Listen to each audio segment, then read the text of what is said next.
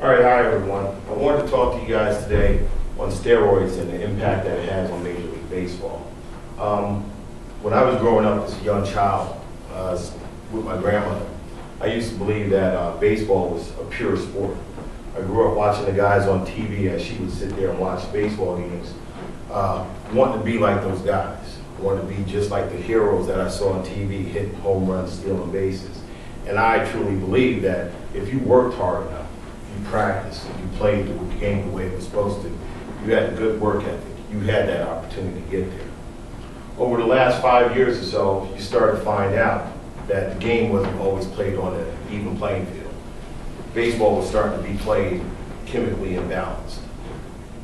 I started to accept the fact that I wasn't going to be a Major League Baseball player because I wasn't good enough, because I wasn't able to take it to the next level like those guys I saw on TV.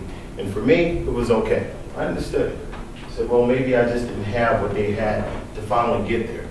But then I started to realize within the admissions of certain players that baseball wasn't always played on the up and up.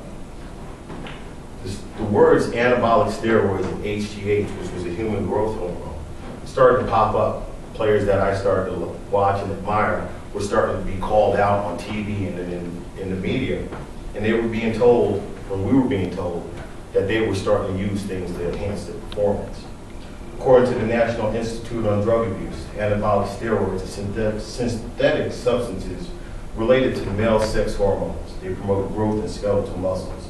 Basically, those players were becoming bigger, better, stronger, and faster than the other players.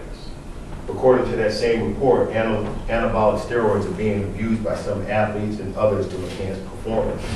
You saw it in the World Wrestling Federation. Guys who came in as skinny wrestlers were becoming Hulks of men, gladiators. You started to see that lately in baseball. As I started to find out the truth behind the game, not everyone was doing what they said they were doing. Denials were coming out, allegations were starting to pop up left and right, and we started to find out that there were some questions behind the game that we didn't know. The steroid era is what everybody started to call it, from the mid-'80s to present. Guys were starting to be called out, Congress started to get involved. And we started to find out that some of the players, the big name players, the guys who we call the gladiators, the stars, the certain Hall of Famers, were starting to be questioned.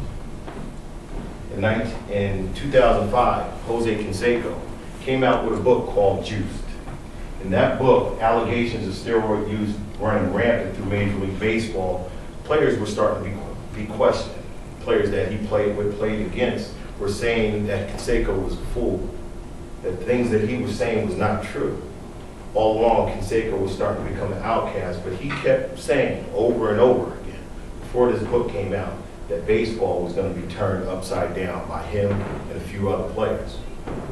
The allegations kept going. Jose Canseco, Ken Caminiti became the first known steroid users. First guys to admit that they were using steroids to play at a high level. Jose Canseco, playing for the Oakland Athletics, became the first member of the 40-40 club, which was 40 home runs, 40 stolen bases. No player had ever done that. People were starting to look at Jose Canseco, a young kid, skinny kid out of Havana, Cuba, as a baseball guy.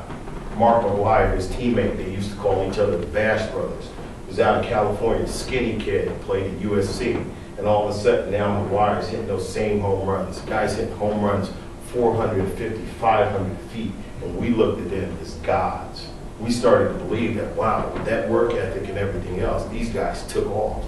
Just to find out from Canseco and a few other guys that they weren't playing the game the way it was supposed to be played. These guys were sitting there taking drugs, using anabolic steroids to increase their performance. The list of players started to come out. Roger Clemens, Andy Pettit, Alex Rodriguez, Ivan Rodriguez, Manny Ramirez, David Ortiz, Mike Piazza, Sammy Sosa, Rafael Palmeiro. These guys were starting to be questioned.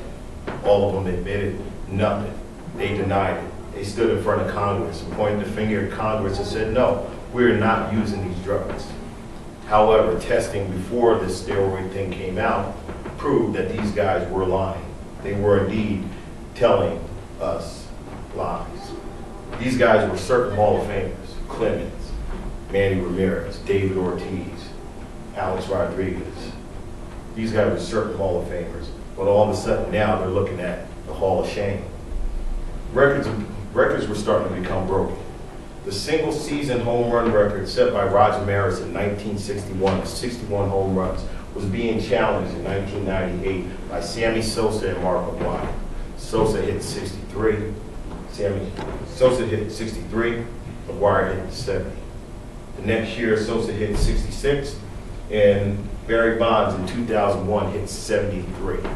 These are records that stood the test of time, but now they were being challenged by these guys. April 8, 1974, Hank Aaron broke Babe Ruth's home run record of 714. 33 years later, Barry Bonds breaks Hank Aaron's record at age 37. Years when guys' careers were starting to go on the decline, they were starting to go up. How could a guy at age 25 throw a ball 95 miles per hour and at age 40 stone at 98? When the body should be breaking down, these guys were defying logic. They were fighting all the time. Bud Selig, the commissioner of baseball, with all these allegations going on, decided to find out what was going on. Congress started getting involved. And he asked George Mitchell to come out with a report on Major League Baseball to find out what was going on. George Mitchell did an investigation starting on March 30th, 2006. He went around to baseball clubs, managers, owners, players, trainers, medical staff, asking questions about these players. Everyone denied it. But after a while, within a year and a half, actually it was a year and 8 months, the report came out. In that 409-page investigation, the history of baseball was uncovered that from the mid-'80s to almost present, these players, 89 of them, former and current players, were using anabolic steroids or some form of drug. Scary. The guys that I looked up to, the guys that I wanted to be like, were drug users. We all weren't playing on the same level. So what I started to accept as a player, as a person, but the reason why I couldn't get there started to become a little fuzzy for me. Did I play on the same level as everybody else? Was I given the same opportunities to become what they were? In conclusion, I'd like to say this. Who do we believe? Did Major League Baseball not know what was going on, as they say they didn't? Are the guys like Canseco just putting out lies? Or were those guys lying to us all the time? Who do the kids look up to now? When they turn on the baseball game and they see a guy have a good game, a guy have a good season, or a guy have a good series, do they believe that guy did it on the up and up? Was it his hard work and his determination that actually put him over the level, or was he doing something chemically to put him over that level? Is Major League Baseball damaged and disappointed with those guys who did those drugs? Yes. The game of baseball will always be looked at as a crooked sport. And it doesn't matter how many tests they do now, how many players come out and say that they didn't do it. Everybody will be questioned. Does Major League Baseball have a drug problem? They had a drug problem. They're trying to test. With George Mitchell's report, he gave instances where he thinks baseball can take it to the next level. He gave us ideas of how we should do the testing and everything else.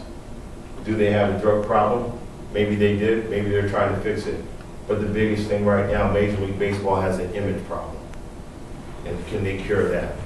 Maybe time will tell. As players are starting to come out and admit their use, America's forgiven. All I remember is when I was a young kid, one of the words that we were always told, winners never cheat, cheaters never win. Maybe we should go back to that now. Major League Baseball has a long way to go. So the impact of steroids on baseball is very damaging. And I hope that one day we can all look at the baseball world and say it's on the up and up. That's it.